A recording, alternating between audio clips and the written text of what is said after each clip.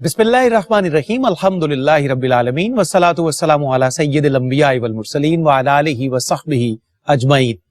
नाज़रीन मुकर्रम अस्सलामु अलैकुम व रहमतुल्लाहि व बरकातुहू। ARYQ टीवी पर दाता की नगरी लाहौर से शान हजरत उस्मान गनी रजी अल्लाह अन्हु के साथ आपका मेजबान सफ्दर अली मोहसिन हाजिर खिदमत है। अल्लाह रब्बुल इज्जत के फजल और उसकी मेहरबानी से जुल्हज के मुबारक अय्याम में सैयदना उस्मान गनी रजी अल्लाह ताला अन्हु के यौम शहादत की निस्बत से प्रोग्राम की एक सीरीज है, टॉक शोज की एक सीरीज है जो तरतीब वार हम आपकी खिदमत में पेश कर रहे हैं। आज इस सिलसिले की बेहम्दिल्लाह चौथी नशिस्त है। उस इज्जत वाले ताजदार के हुजूर जो हिल्म, हया और सखा की ममलिकत का बादशाह है, नबी करीम सल्लल्लाहु अलैहि वसल्लम के फैज याफ्ता गुलामों में जिसे रहती दुनिया तक अल्लाह ने एतबार की सनद अता कर दी है। पूरी दुनिया में उनके हिल्म के चर्चे हैं, उनके इल्म के चर्चे हैं, उनकी हया के चर्चे हैं, उनकी सखा के चर्चे हैं, उनकी अता के चर्चे हैं। दुनिया उन्हें उस्मान इब्न अफ़्फ़ान रजी अल्लाह अन्हु के नाम से याद करती है। हमारे लिए यह अल्लाह रब्बुल इज्जत का फजल है, उसकी शान करीमी और बंदा नवाजी का एक इजहारिया है कि हमें अपने इस नेक, महबूब और मकबूल बंदे के जिक्र से सरफराज किया है। चार मिसरे आगाज में सैयदना उस्मान गनी रजी अल्लाह अन्हु की खिदमत में अकीदत नामे के तौर पर पेश करते हुए बढ़ेंगे अपने मुअज़्ज़ज़ मेहमानों के खैर मकदम की जानिब। कौन है जिसने रिदा इज्ज़ की ओढ़ी हुई है? कौन है जिसने रिदा इज्ज़ की ओढ़ी हुई है? कौन है जिसने कबा फक्र की पहनी हुई है? कौन है जिसने कबा फक्र की पहनी हुई है? कौन है जिस पे सखावत का शरफ है नाजा? कौन है जिस पे सखावत का शरफ है नाजा? कौन है खुल्द बरी जिसने खरीदी हुई है? कौन है खुल्द बरी जिसने खरीदी हुई है? जिसने खरीदी हुई है। ताजदार सखावत की खिदमत में हम फकीरों का सलाम हो। आइए आज की इस चौथी मुतवातिर नशिस्त में बढ़ते हैं अपने मुअज़्ज़ज़ मेहमानों के खैर मकदम की तरफ। हमारे साथ तशरीफ फरमा है गैरियन यूनिवर्सिटी लाहौर के प्रोफेसर, बहुत दफा हमें शरफयाब करते हैं, बड़ी मोहब्बत से तशरीफ लाते हैं, बड़ा कीमती पैगाम हमेशा नशर करते हैं। मेरी मुराद है मोहतरम मुकर्रम जनाब डॉक्टर इरफानुल्लाह सैफी साहब से। अस्सलाम वालेकुम। डॉक्टर साहब खुश आमदेद, तशरीफ आवरी का बहुत शुक्रिया। आज की नशिस्त में हमें एक दफा फिर शरफयाब किया है ज़ेब सजादा आस्ताना आलिया बोकन शरीफ गुजरात, बाबे मदीनतुल इल्म के मुबारक खानवादे के फरजंद, बड़ी खूबसूरत गुफ्तगू के हामिल जनाब साहिबजादा सैयद फहीम शहजाद बुखारी। अस्सलाम वालेकुम। वालेकुम अस्सलाम व रहमतुल्लाह। शाह जी बहुत शुक्रिया, एक दफा फिर आपकी इज्जत अफजाई है, बंदा नवाजी है हमारे लिए, आप तशरीफ लाएं।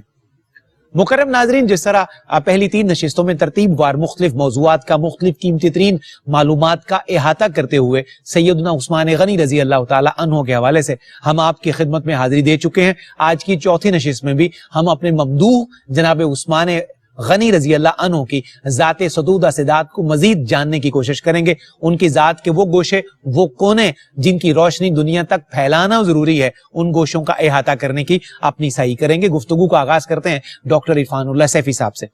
डॉक्टर साहब किबला, हम अगर सैयदना उस्मान गनी रजी अल्लाह अन्हु की ज़ात को देखते हैं तो आप बड़े जीरक हैं, बड़े मुदब्बिर हैं और बड़ी शानदार और एक कॉम्पैक्ट शख्सियत जो है उसके आप मालिक हैं। आपने बहुत सारी नसीहतें उम्मत को फरमाई हैं, हुज़ूर अलैहिस्सलाम के गुलामों को नशर की हैं, और मैं चाहता हूं कि आपके जो नसाए हैं उनसे कुछ तबर्रुक और खैरात ली जाए और वहीं से आज की गुफ्तगू का आगाज कर दिया जाए। जी, बिस्मिल्लाहिर्रहमानिर्रहीम। बहुत शुक्रिया, जज़ाकुमुल्लाह खैरा। हजरत सैयदना उस्मान इब्न अफ़्फ़ान रज़ी अल्लाह ताला अन्हु वो हस्ती हैं जिसे कामिलुल हया वल ईमान का लक़ब और टाइटल अता फरमाया गया। दुरुस्त। आपने अपनी खूबसूरत ज़िंदगी ऐलाने नबूवत से पहले, यानी जब आपने नबी करीम सल्लल्लाहु अलैहि वसल्लम की हल्क़ाए खिदमत में हाजिर होकर इस्लाम कबूल किया, हुजूर के ऐलाने नबूवत से पहले और बाद में, हम दोनों पहलुओं को अगर देखें तो आपके तदब्बुर, आपके फहम और आपके दानाई पर आदमी को रश्क आता है। अल्लाहु अकबर। हमारी गुफ्तगू के तीन हिस्से हैं। एक तो आपकी दानाई। दुरुस्त। पहले हम ये समझते हैं कि दाना कहते किसको हैं, बिस्मिल्लाह इरशाद। फिर आपकी दानाई की चंद बातें अर्ज करूंगा और फिर उसके बाद आपकी मलफूजात और आपकी जो खूबसूरत नसाए हैं उनसे हम फैज़ हासिल करने की कोशिश करेंगे। नबी रहमत सल्लल्लाहु अलैहि वसल्लम का इरशाद पाक है, हुज़ूर ने फरमाया अल कय्यिसु मन दाना नफ्सहु व आमिला लिमा बादल मौत। سبحان دانا اللہ، وہ شخص ہوتا ہے جو اپنے نفس کا دھیان رکھتا ہے، محاسبہ رکھتا ہے، اور اپنی موت کے بعد والے معاملات کو توجہ میں رکھتے ہوئے اس کے مطابق عمل کرتا ہے۔ اللہ اکبر۔ حضرت عثمان غنی رضی اللہ تعالی عنہ کی اگر ذات کو دیکھیے تو آپ نے جب اسلام قبول کیا اس سے پہلے آپ خود ارشاد فرماتے ہیں کہ مجھے یہ شرف حاصل ہے الحمدللہ کہ میں نے اسلام قبول کرنے سے پہلے جن گناہوں سے اسلام نے منع کیا ہے میں نے کبھی ان کی طرف دیکھا بھی نہیں تھا۔ اللہ، آپ کا دامن ہمیشہ پاک رہا ہے۔ اور حضور علیہ الصلاۃ والسلام کی خدمت میں آنے سے پہلے آپ نے کبھی شراب کو بھی ہاتھ نہیں لگایا، اللہ، آپ نے جھوٹ نہیں بولا، کبھی بت پرستی نہیں کی۔ اللہ، اور پھر فرماتے ہیں کہ جب نبی کریم صلی اللہ علیہ وسلم کی خدمت میں حاضر ہوا اور حضور علیہ الصلاۃ والسلام کے ہاتھ میں ہاتھ دیا تو میرا ہاتھ جو حضور کے ہاتھ میں آیا ہے کبھی پردے والی جگہ پر بھی میں نے نہیں لگایا۔ یعنی اتنا حیا اور اتنی فہم آپ کو نبی رحمت صلی اللہ علیہ وسلم کے جڑنے کے بعد بھی حاصل ہوئی۔ اور پھر آپ بہترین تاجر تھے، اور جب تجارت والد کی طرف سے وراثت آپ کے پاس آئی تو تجارت میں کئی گنا اضافہ ہو گیا، اور اس اضافے کے بارے میں خود فرماتے تھے میں اللہ کے رستے میں خرچ کرتا ہوں، اللہ مجھے اور عطا فرماتا ہے۔ اللہ، یعنی یہ بھی آپ کی دانائی کا پہلو ہے کہ سخاوت آپ سمجھتے تھے کہ خرچ کرنے سے مال میں کمی نہیں آئے گی بلکہ اضافہ ہوگا، حالانکہ عہد موجود کا انسان سمجھتا ہے خرچ کریں تو کم ہو جاتا ہے۔ اللہ اکبر۔ اب حضرت عثمان غنی رضی اللہ تعالی عنہ کی جو نصیحتیں ہیں ان سے ہم چند نصیحتوں کو دیکھتے ہیں۔ ایک تو آپ فرمایا کرتے تھے کہ میں نصیحت کروں گا کہ لوگ قبر کی تیاری بہت زیادہ توجہ کے ساتھ کریں، اور آپ کی عملی صورتحال یہ ہوتی تھی کہ آپ آخرت کے ذکر سے زیادہ قبر کا ذکر فرماتے تھے، اور اگر آپ کے سامنے قبر کا ذکر ہوتا تو بہت زیادہ روتے تھے۔ لوگ پوچھتے تھے حضور آخرت کا ذکر ہوتا ہے، آپ اتنے زیادہ رقیق القلب ہیں، آخرت کے ذکر پر رقت طاری نہیں ہوتی لیکن قبر کے ذکر پر رقت طاری ہوتی ہے۔ فرماتے تھے کہ پہلی آخرت کی منزل قبر ہے، جو قبر پہ کامیاب ہو گیا وہ آخرت میں بھی کامیاب ہو جائے گا۔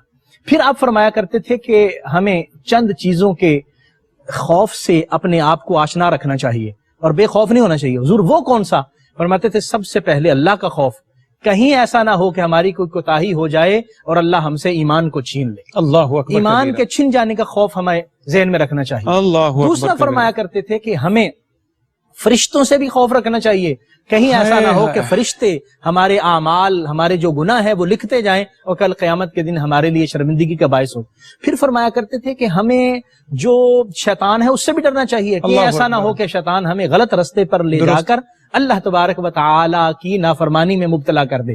اور آپ فرمایا کرتے تھے کہ میں نے اللہ تبارک و تعالی کی اطاعت میں ایمان کی حلاوت محسوس کی ہے، اور محارم جن چیزوں سے اللہ نے منع کیا ہے اس سے بچنے میں نے جو مٹھاس محسوس کی ہے وہ کسی اور چیز میں۔ زندہ باد ڈاکٹر صاحب، سبحان اللہ۔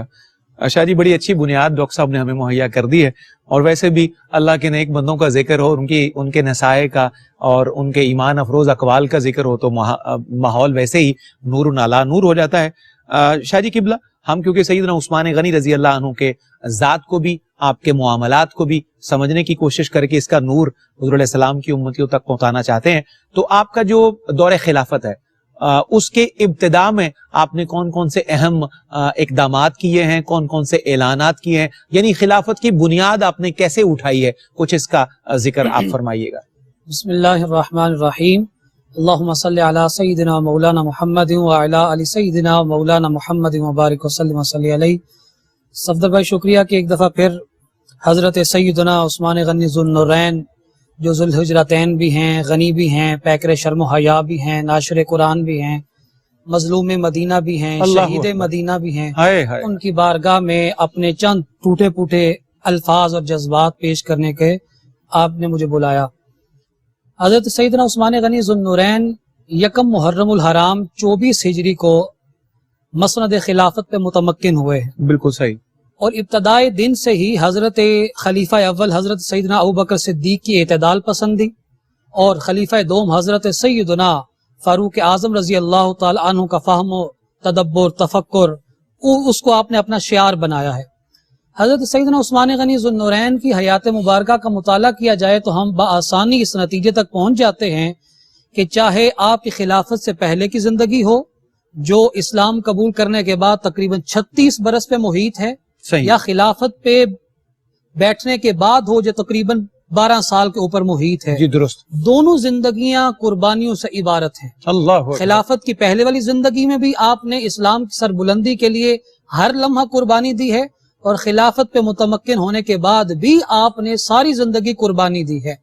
खिलाफत से पहले की एक दो बात मैं अर्ज करके फिर इंशाल्लाह जो आपने सवाल किया उस पे आ जाऊंगा। इरशाद। खिलाफत से पहले की जो जिंदगी है उसमें आप देखिए कि जब सहाबाए किराम हजूर सल्लल्लाहु के हुक्म पे आपके साथ मदीना तैयबा तशरीफ ले आते हैं, तो बेरे रूमा को आपने मुसलमानों के लिए वक्फ किया खरीद के। ये इतना बड़ा अजर है कि हजूर सल्लल्लाहु ने एक सहाबी को खुद इरशाद फरमाया था कि इस कुएं को खरीद के मुसलमानों के लिए वक्फ करो। मीठे पानी का शाह जी वो कुआं जिस वक्त बड़ी किल्लत थी, उस वक्त मीठे बहुत किल्लत थी। हजूर ने एक अपने गुलाम को इरशाद फरमाया कि तुम ये खरीद के वक्फ करो, इसके बदले में तुम्हें जन्नत अता फरमाऊंगा। अल्लाह। सहाबी ने अर्ज़ किया, या रसूलल्लाह मेरे तो मामलात ऐसे नहीं है, हालात वसाइल नहीं है। तो हजूर ने खामोशी इख्तियार की। तो हजरत उस्मान गनी ज़ुन्नूरैन आपकी खिदमत में अर्ज गुजार हुए, और उससे पहले आप कुआं खरीद चुके थे। हजूर की खिदमत में अर्ज करते हैं, या रसूल अल्लाह सल्लल्लाहु अलैहि वसल्लम, अगर कोई और इंसान उस मीठे पानी के कुएं को, रूमा को खरीद के आपके कदमों में कुर्बान करे, क्या उसके लिए भी वही बिशारत है? हजूर ने इरशाद फरमाया, हाँ। हजूर की खिदमत में अर्ज किया, या रसूल अल्लाह मैंने फिर वो खरीद के आपके कदमों पे कुर्बान कर दिया है। फिर मस्जिद नबवी की तोसी की बारी आती है, तो हजूर सल्लल्लाहु के ये गुलाम सैयद उस्मान गनी ज़ुन्नूरैन आगे बढ़ते हैं, जगह खरीदते हैं, अपना पैसा खर्च करते हैं ताकि मुसलमानों को सहूलत और आसानी हो, ज्यादा से ज्यादा लोग हजूर अलैहिस्सलाम की खिदमत में हाजिर होके इस्लाम के फैज़ से बारयाब हो सकें। फिर उसके बाद जब कहत साली पड़ जाती है हजरत फारूक आजम के दौर में, आप 1000 ऊंट गल्ले के साथ लदे हुए मदीना मुनव्वरा में आते हैं। बहुत सारे लोग आते हैं ताकि ये माल खरीदा जाए, महंगे दामों बेचा जाए और लोगों का इस्तेहसाल किया जाए। आपने इरशाद फरमाया, नहीं मैं तुमसे बेहतर के साथ सौदा कर चुका हूँ, यानी 4 गुना फायदा देते हैं, मुनाफा देते हैं। आपने इरशाद फरमाया, मैंने उसके साथ सौदा किया है जो एक के बदले में 700 गुना देता है। लोग बड़े हैरान हुए, कहा मैंने अल्लाह के राह में सौदा सारा माल खर्च कर दिया है। फिर निदा होती है, सदा बुलंद होती है, अहले मदीना को ये पैगाम दिया जाता है कि जो इंसान जरूरतमंद है, जितना माल चाहिए इस वक्त में मेरे ऊंट गल्ले के साथ लदे हुए आ जाएंगे।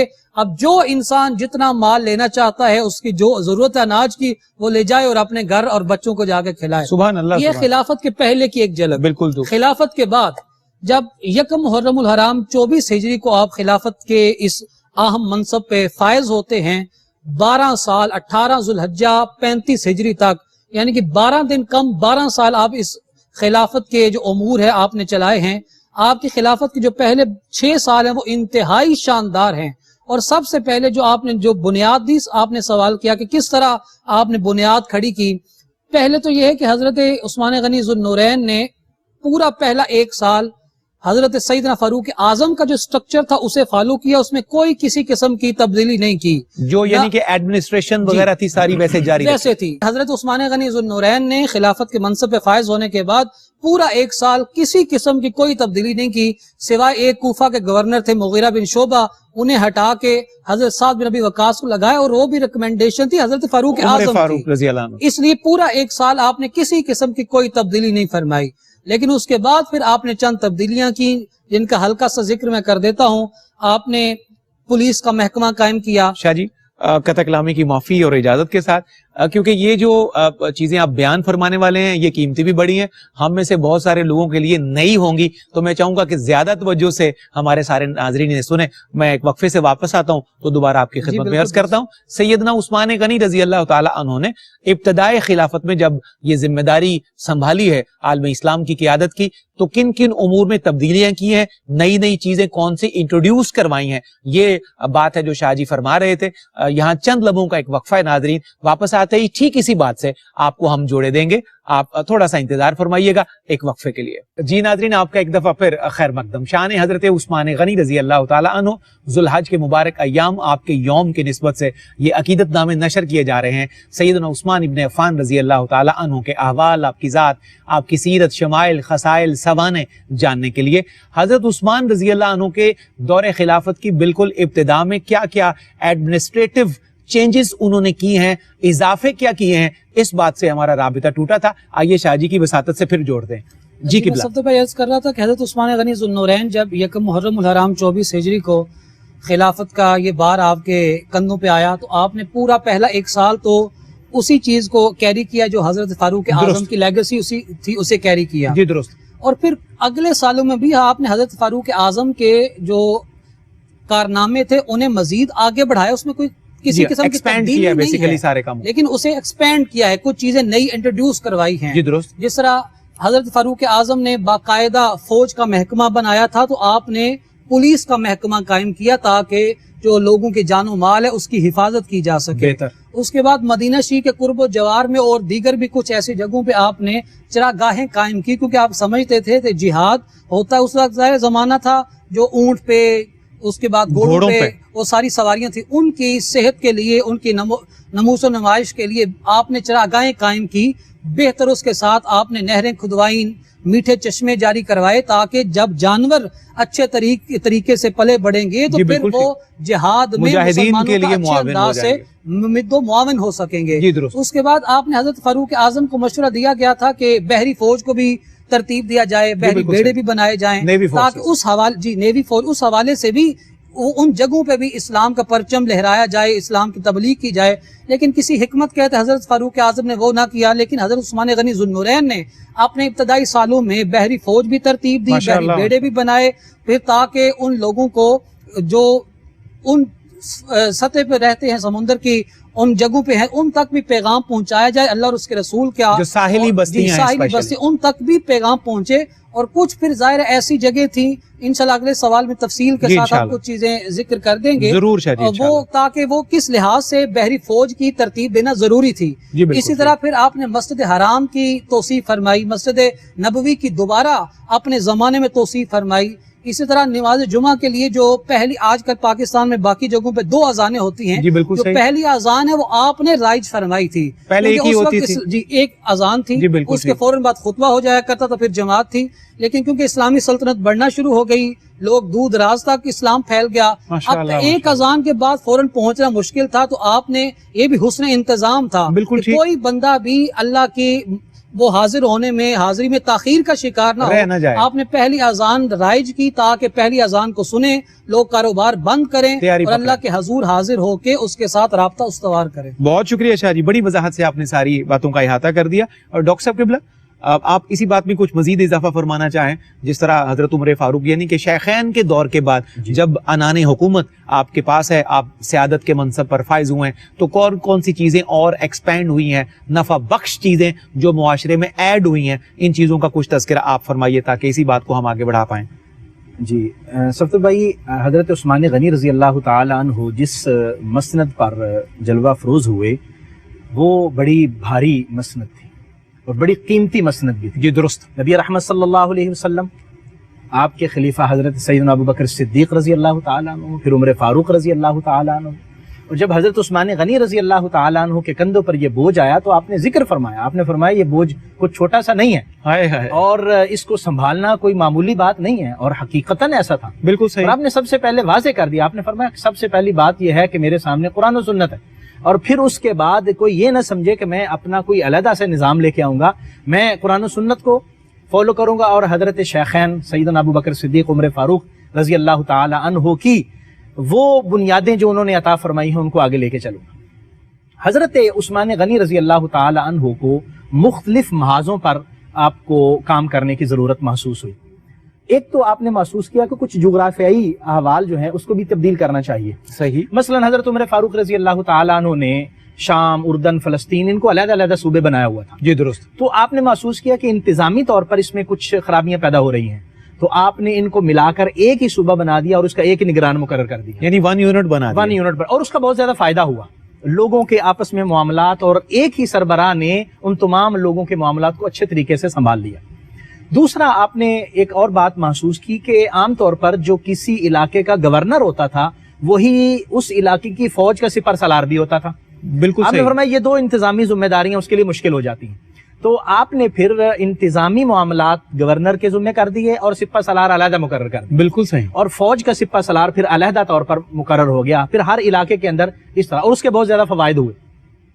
حضرت عثمان غنی رضی اللہ تعالیٰ عنہ نے جو ایک عسکری حوالے سے ایک اور بہترین کام کیا وہ یہ ہے کہ آپ نے باقاعدہ طور پر حضرت عمر فاروق رضی اللہ تعالیٰ عنہ کی جو چھاؤنیاں قائم ہوئی تھیں، آپ نے ان کو مزید زیادہ بہتر طریقے سے علاقائی طور پر منظم کر کے قائم کر دیا، یعنی کینٹ ایریاز کو ایکسپینڈ کر دیا آپ نے۔ اور دوسرا آپ نے یہ اہتمام فرمایا کہ ابتدائی طور پر جس علاقے کی جو فوج ہے وہ اپنے علاقے کو خود کور کرے، وہاں کے جو جنگی معاملات ہوں گے وہ خود دیکھے، ہاں اگر کسی کو کوئی ضرورت پیش ہوگی پھر دوسرے علاقے کی فوج ان کے ساتھ مدد کے لیے آ جائے گی۔ بالکل صحیح۔ جس طرح کے مختلف جنگی مہمات میں ایسا ہوا کہ پہلے تو اسی علاقے کی فوج نے کوشش کی کہ دشمن کے خلاف فتح ہو، اور اگر نہ ہو سکی تو پھر دوسرے علاقوں سے مدد جو ہے وہ پہنچی۔ اس سے یہ ہوا کہ ایک تو فوج زیادہ مستحکم ہوئی اور اپنے علاقے کے جو احوال تھے ان کو جان چکے تھے، اور وہاں ان کے لیے جہاد کرنا آسان ہو جاتا۔ کیا اچھا ہے۔ حضرت عثمان غنی رضی اللہ تعالی عنہ نے اس حوالے سے ایک اور بھی کام کیا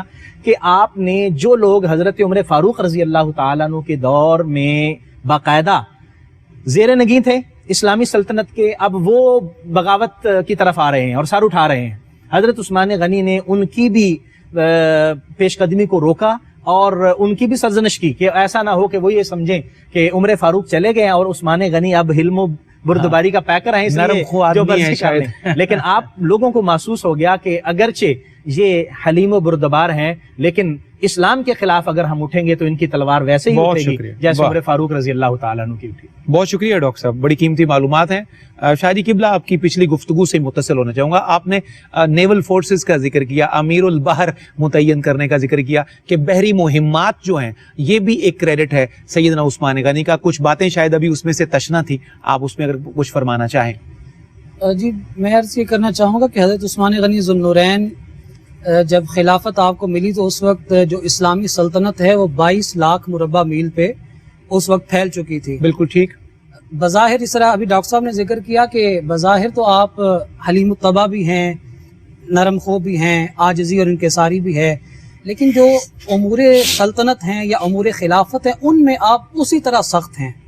اسی کا نتیجہ ہے کہ جب آپ 12 سال اس خلافت کی ذمہ داری سے سبکدوش ہو کے اللہ کے حضور حاضر ہوتے ہیں، جو اسلامی سلطنت ہے وہ 22 لاکھ مربع میل سے 44 لاکھ مربع میل تک پھیل چکی، دگنی ہو گئی، یعنی کہ 2 گنا ہو چکی۔ کیا کہنا ہے؟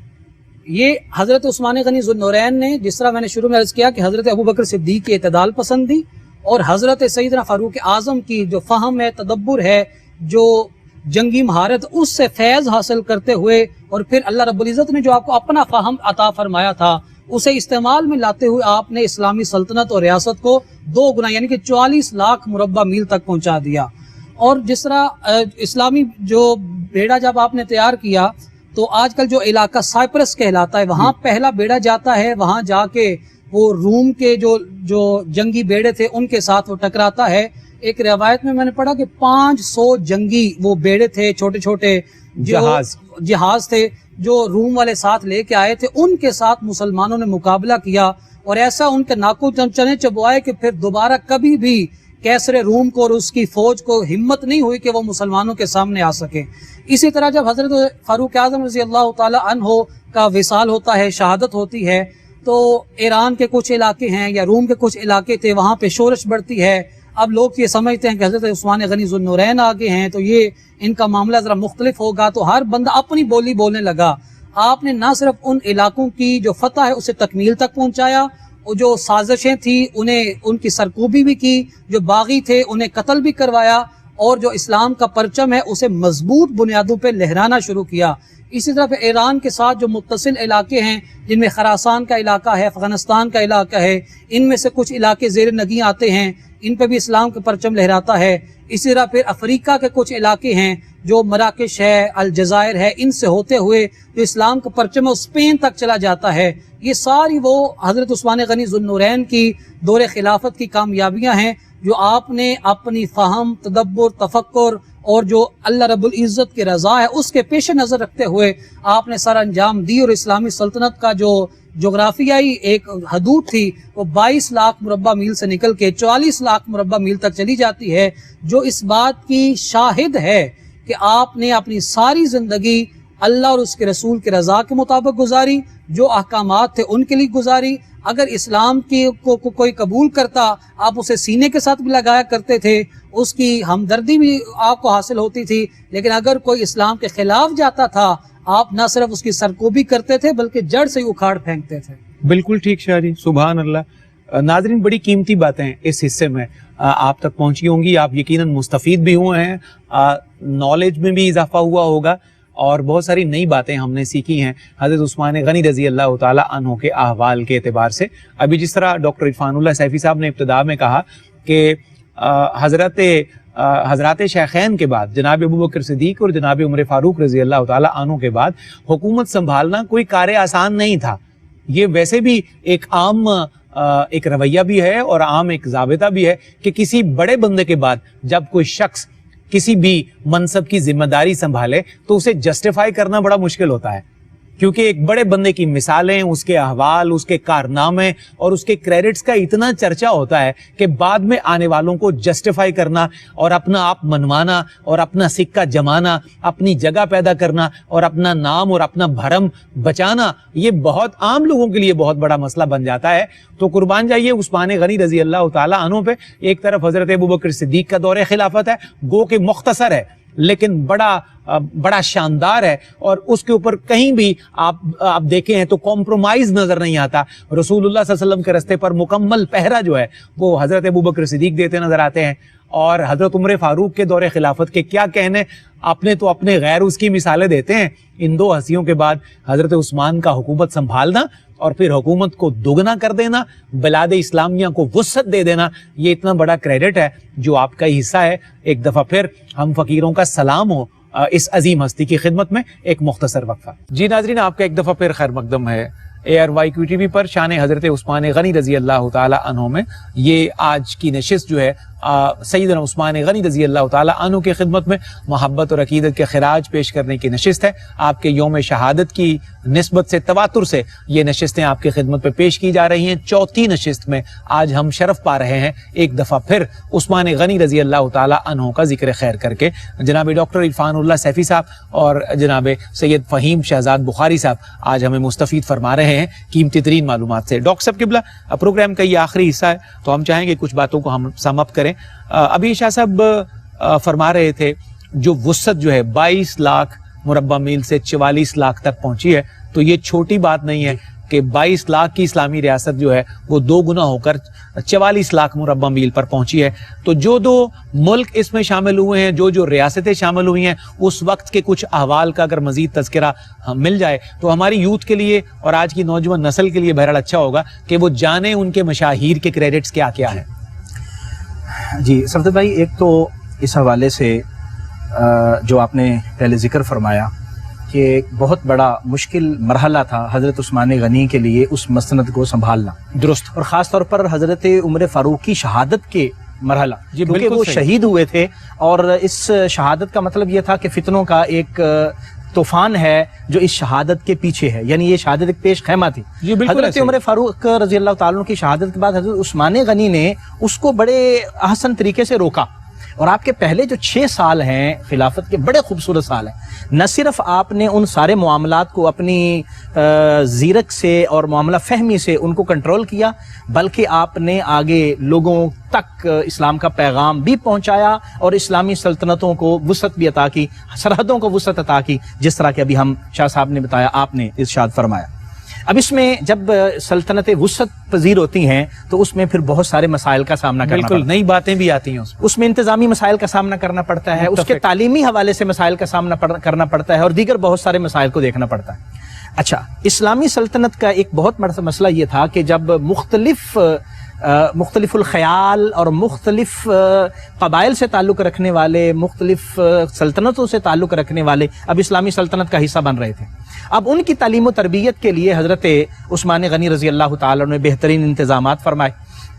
خاص طور پر آپ نے جب یہ ملاحظہ فرمایا کہ جب اسلامی سلطنتیں بڑی وسعت، اسلامی سلطنت کو وسعت ملی ہے، سرحدیں آگے بڑھ رہی ہیں، تو لوگ قرآن مجید کے حوالے سے اختلاف کا شکار ہو رہے ہیں، اور قرآن مجید پڑھنے کے حوالے سے مختلف لہجوں کے لوگ ہیں، جو افغانستان ہے یا افریقہ کے علاقے ہیں یا اسپین تک جو سرحدیں پہنچی ہیں، اور سائپرس تک جو سرحد کو پہنچا دیا گیا ہے، وہاں کے لوگوں کے لہجوں میں فرق ہے، لوگوں کی بول چال میں فرق ہے، تو قرآن مجید فرقان حمید کو پڑھنے میں دشواری پیش آ رہی ہے۔ اور آپ نے پھر یہ کام کیا کہ آپ نے ایک وہ نسخہ جس کو حضرت سیدنا ابو بکر صدیق رضی اللہ تعالی عنہ کے دور میں جمع کیا گیا تھا، آپ نے اس کی کاپیاں کروا کے پوری سلطنت اسلامیہ میں پھیلائی تاکہ قرآن مجید پوری امت ایک قرآن مجید پر اور قرات قریش پر جمع ہو۔ یہ آپ کا بہت خوبصورت کام تھا، بڑی بات اور پھر اس کی روشنی میں دیگر جو اسلامی تعلیمات تھیں وہ آپ نے اس کا خیال رکھا۔ اور پھر جو خاص طور پر جو ذمی تھے، غیر مسلم کچھ علاقے ایسے تھے کہ وہ اپنے مذہب پر قائم رہے اور اسلامی سلطنت کا حصہ بن گئے۔ اب ان کی دو صورتیں تھیں، ایک تو وہ لوگ تھے کہ جنہوں نے خراج ادا کیا اور انہوں نے کہا کہ ہم اسلامی سلطنت کی حفاظت میں ہیں اور ہم تمام وہ امور سر انجام دیں گے جو ہمیں کہا جائے گا۔ اب مسلمان ان کی حفاظت کے لیے اپنی فوج کو وہاں مقرر کرتے ہیں۔ یہ بھی حضرت عثمان غنی نے یعنی وہ ٹیکس دیتے ہیں اور ٹیکس کے بدلے اسلامی ریاست ان کے حقوق کی نگہبانی کرتی حفاظت کرتی ہے۔ درست۔ دوسرا، جس طرح ہمیں قبرص میں دیکھنا پڑتا ہے، دوسرا کچھ لوگوں نے ٹیکس دینا قبول کیا لیکن انہوں نے کہا کہ ہمیں بس کچھ کہا نہ جائے، ہم صرف جو ہے وہ اپنے دین پر قائم رہیں، آپ حفاظت بھی ہماری نہ کریں۔ وہ جو سلطنت انتظامیہ کے محروسہ علاقے تھے ان میں شامل نہیں ہوئے، بالکل وہ اپنے اپنے طور پر انہوں نے کہا ہم حفاظت اپنی خود کر لیں گے۔ لیکن وہاں پر جو مشکل پیش آئی وہ یہ کہ انہوں نے دشمن سے گٹھ جوڑ کیا اور مسلمانوں کو نقصان پہنچانے کی کوشش کی۔ جو 28 ہجری تھی اس میں قبرص کا پہلا جو ہے وہ سلسلہ ہوا، لیکن بعد میں 32 ہجری میں حضرت عثمان غنی نے محسوس کیا کہ نہیں، یہ خرابیاں پیدا ہوں گی۔ آپ نے پھر دوبارہ ان علاقوں کو اپنے مفتوحہ علاقوں میں شامل کیا اور پھر وہاں جو ہے وہ مختلف صحابہ کرام کی باقاعدہ علمی صحابہ کرام جو علم کے اندر ایک استعارہ سمجھے جاتے تھے ان کو ملا۔ اچھا آپ دیکھیے کہ یہ جو مختلف علاقے ہمارے اس طرف آتے ہیں جس میں خراسان آتا ہے، طبرستان آتا ہے، اس جہاد کے اندر حضرت امام حسین، حضرت امام حسن رضی اللہ عنہما، حضرت عبداللہ بن زبیر، حضرت عبداللہ بن عمر رضی اللہ، اتنے بڑے بڑے نام یہاں پر شامل ہیں۔ اور پھر یہ نہیں ہے کہ یہ صرف تلوار کے ساتھ جہاد کرنے کے لیے گئے، بلکہ یہ تعلیمی طور پر بھی وہاں پر اپنی خدمات سر انجام دیتے رہے اور آپ نے ان سارے احباب نے وہاں پر اپنے اپنے طور پر لوگوں کو تعلیم فراہم کی، جو اسلام کی خوبصورت تعلیم لوگوں تک پہنچی اور وہ پھر اسلام کے اصل معنوں میں عملی طور پر مسلمان بنے۔ اور یہ جو علاقے ہیں، ایران کے یہ علاقے اور خراسان کے علاقے، یہاں محسوس ہوتا ہے کہ حضرت امام حسن، امام حسین اور دیگر صحابہ کرام نے اپنی علمی وہ نقوش چھوڑے ہیں کہ آج بھی جن کی ہمیں روشنی نظر آتی ہے۔ زبردست ڈاکٹر صاحب، سبحان اللہ سبحان اللہ۔ شاہ جی قبلہ پروگرام کے اختتامی گھڑیاں، ہمیں ایک مضبوط اور مبسوط پیغام جو ہے وہ آپ سے چاہیے۔ آج کی یہ نشست بھی حقیقت میں تو عقیدت نامہ ہی ہے، چاہے انہیں حضرت عثمان رضی اللہ تعالیٰ عنہ کے کارنامے کہا جائے، ان کے احوال کہا جائے، ہم تو عقیدت سے اس لیے بیان کر رہے ہیں کہ گر قبول افتد زہے عز و شرف، وگرنہ ان کی شخصیت کا احاطہ کرنا سورج کو چراغ دکھانے کے مترادف ہے۔ کہاں عثمان غنی رضی اللہ عنہ کا قد کاٹ اور کہاں ہم جیسے نکمے آدمی، لیکن بہرحال ہم اس فہرست میں ضرور شامل ہونا چاہتے ہیں کہ جس میں اللہ کے محبوب اور مقبول بندوں کا ذکر کرنے والی لسٹ پیش کی جائے تو ہم فقیروں کا نام بہرحال وہاں لکھا ہوا ہو۔ تو محدود وقت میں ہم اپنا عقیدت نامہ نشر کرتے ہیں۔ آج کی اس نشست کو آپ کیسے کنکلوڈ کرتے ہیں؟ جو بھی باتیں، جو بھی ٹاپکس آج ہم ڈسکس کر پائے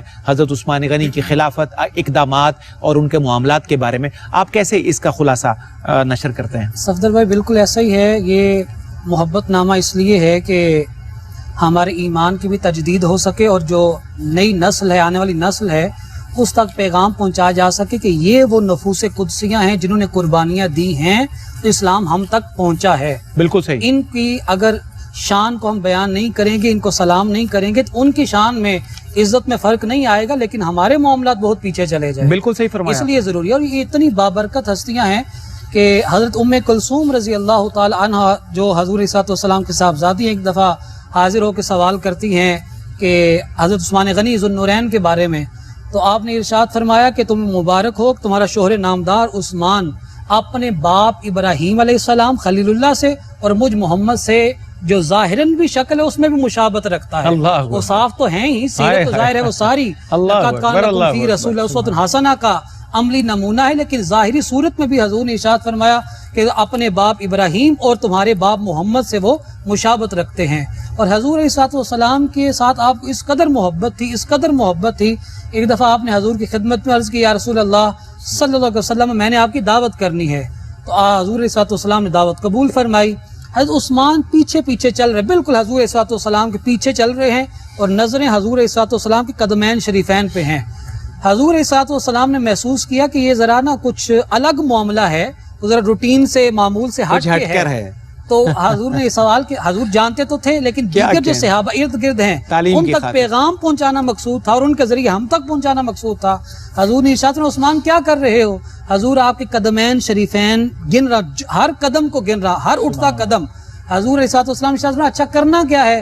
حضور جتنے قدم اٹھا کے آپ اپنے کاشانہ نبوت سے میرے غریب خانے پہ جائیں گے، ہر اٹھتے قدم کے بدلے میں ایک غلام کو آزاد کروں گا. اللہ اکبر، ہائے ہائے، قربان جائیے اس ادا پہ. ہائے ہائے، اتنی محبت، کیا کہنے. اور اگر اتنی محبت رکھنے والی عظیم ہستی کا ہم ذکر کریں گے تو یقیناً میرا یہ ایمان کا حصہ ہے. میں یہ اپنی جو پرائیویٹ مجالس ہیں دوستوں کے درمیان بیٹھ کے کئی دفعہ ذکر کر چکا ہوں، چلے آج موقع ملا ہے تو آن ایئر بھی کر دیتا. میرا ایمان کا حصہ ہے کہ حضرت عثمان غنی ذو النورین ہوں، حضرت فاروق اعظم ہوں، یا حضرت ابو بکر صدیق ہوں، یا سابقون اولون من المہاجرین والانصار میں سے کوئی بھی ہو، یہ وہ ہستیاں ہیں جنہوں نے اسلام کی خاطر قربانیاں دی ہیں. ان کا ذکر انسان کرے تو انسان کے بخت سنور جاتے ہیں، گناہ معاف ہو جاتے ہیں، نیکیوں میں اضافہ ہو جاتا ہے. اس لیے ہمیں جتنا ہو سکے ان ہستیوں کا ذکر کرنا چاہیے، تب جا کے ہم صحیح معنوں میں جو اسلام کی وہ پیغام ہے اس تک پہنچ سکیں گے. وہ جو شروع میں کچھ باتیں کہ ڈاکٹر صاحب نے کی ہیں کہ جب وہ باغیوں نے آپ کا محاصرہ کر لیا، تقریباً 40 دن کے قریب آپ کا گھر کا محاصرہ کیا گیا، پانی بند کیا گیا، کھانے کی جو چیزیں ہیں وہ آپ تک پہنچانے سے روکی گئی. دیکھیے جو ساری زندگی مسلمانوں کو کھلاتا رہا، آخری وقت میں اسے ان چیزوں سے محروم رکھا گیا. لیکن ان کی شان میں تو کوئی کمی واقع نہیں ہوئی نا جی. بدبختی تو ان لوگوں کے جنہوں نے یہ سارا معاملہ کیا تھا. تو آپ نے ان لوگوں کو کے اوپر حجت تمام کرنے کے لیے آپ اپنے گھر کی چھت پہ کھڑے ہوتے ہیں اور آپ نے ارشاد فرمایا میں تمہیں وہ خوبیاں بتا رہا ہوں جو میرے سوا کسی اور انسان کو نصیب نہیں ہے. اپنی زبان سے حضرت سیدنا عثمان غنی ذو النورین چند جملے ارشاد فرماتے ہیں، ان میں سے کچھ کا ایک دو کا ذکر ہو چکا ہے، میں مختصر وقت میں جلدی سے وہ بات کر دیتا ہوں. دیکھیں میری زبان میں کمی رہ سکتی ہے، ہو سکتا ہے وہ اخلاص کا درجہ نہ ہو، لیکن حضرت عثمان غنی ذو النورین اپنی زبان اقدس سے جب ارشاد فرمائیں گے، آپ نے ارشاد فرمایا کہ مجھے یہ اللہ رب العزت نے توفیق عطا فرمائی ہے کہ 2 اللہ کے حبیب کی صاحبزادیوں کو اللہ رب العزت نے میرے نکاح میں یکے بعد دیگرے عطا فرمایا ہے. اور ایک حدیث میں آتا ہے کہ حضور نے ارشاد فرمایا کہ حضرت آدم علیہ السلام سے لے کے حضرت عیسیٰ تک کسی نبی کو بھی اللہ رب العزت نے یہ مقام عطا نہیں فرمایا کہ ایک نبی کی 2 بیٹیاں یکے بعد دیگرے اس کے نکاح میں آئی. یہ خصوصی فضیلت اور جو خاص اہمیت ہے یہ اللہ رب العزت نے اپنے حبیب کے غلام حضرت عثمان غنی ذو النورین میں رکھی ہے. پھر اس کے بعد حضور نے کہ اس غلام نے ارشاد فرمایا کہ میں نے زمانہ جاہلیت میں بھی کبھی شراب نہیں پی، اس کے بعد بھی کبھی ہاتھ نہیں لگایا، گانے بجانا لہو و لعب کے کاموں میں شریک نہیں ہوا. یہ سارے وہ میرے اوصاف ہیں جن کی وجہ سے میں تمہیں یہ نصیحت کر رہا ہوں، ان چیزوں سے باز آ جاؤ وگرنہ اللہ کا عذاب تم پہ آئے گا. اور آخری جملہ یہ ہے، آپ نے ارشاد فرمایا جب سے میں نے اسلام قبول کیا ہے ہر جمعہ کو میں ایک غلام آزاد کرتا ہوں. اگر اس جمعہ مجھے توفیق نہیں، استطاعت نہیں، تو چند دن بعد جب بھی اللہ نے مجھے توفیق عطا فرمائی میں نے غلام کو آزاد کیا ہے. یہ وہ پاکیزہ نفوس ہیں جن کا ذکر کرنے سے انسان کا دل بھی ٹھنڈا ہوتا ہے، انسان کے گناہ بھی معاف ہوتے ہیں اور انسان کے درجات میں اللہ اضافہ بھی فرماتا ہے. ماشاءاللہ. آج کی چوتھی نشست میں معزز مہمانوں کے شکریہ کے ساتھ ڈاکٹر ریاض مجید صاحب کی منقبت کے 2-4 اشعار جتنی گھڑیاں مجھے میسر ہیں آپ سماعت کیجئے. بڑھتا جاتا ہے عزا کا تیری تاوان بہت، بڑھتا جاتا ہے عزا کا تیری تاوان بہت، خون رلاتی ہے شہادت تیری عثمان بہت، خون رلاتی ہے شہادت تیری عثمان بہت. سانحہ کیسا تھا جو شہر نبی میں گزرا، سانحہ کیسا تھا جو شہر نبی میں گزرا، آج تک وقت ہے افسردہ و حیران بہت، آج تک وقت ہے افسردہ و حیران بہت. آج تک جس کی تلافی نہیں ہونے پائی، آج تک جس کی تلافی نہیں ہونے پائی، امت بیضا کا اس میں ہوا نقصان بہت، امت بیضا کا اس میں ہوا نقصان بہت. اہل دنیا ہی نہیں اہل فلک بھی ہیں گواہ، اہل دنیا ہی نہیں اہل فلک بھی ہیں گواہ. اہل اسلام پہ ہیں آپ کے احسان بہت، اہل اسلام پہ ہیں آپ کے احسان بہت. اور کوئی نہیں دنیا میں تو ایک ذو النورین، اور کوئی نہیں دنیا میں تو ایک ذو النورین. خوش رہا تجھ سے صدا صاحب قرآن بہت، خوش رہا تجھ سے صدا صاحب قرآن بہت. اور استغاثہ ہے ڈاکٹر ریاض مجید کا، وہ لکھتے ہیں خواب ہی میں تو کبھی اذن قدم بوسی دے، خواب ہی میں تو کبھی اذن قدم بوسی دے، ہے میرے دل میں تیری دید کا ارمان بہت، ہے میرے دل میں تیری دید کا ارمان بہت، بڑھتا جاتا ہے عزا کا تیری تاوان بہت، خون رلاتی ہے شہادت تیری عثمان بہت، تیری عثمان بہت۔ آپ کا میزبان صفدر علی محسن اجازت کا طلبگار، انشاءاللہ اگلی اور آخری نشست کے ساتھ پھر آپ سے ملاقات ٹھہرے گی۔ والسلام علیکم ورحمۃ اللہ وبرکاتہ۔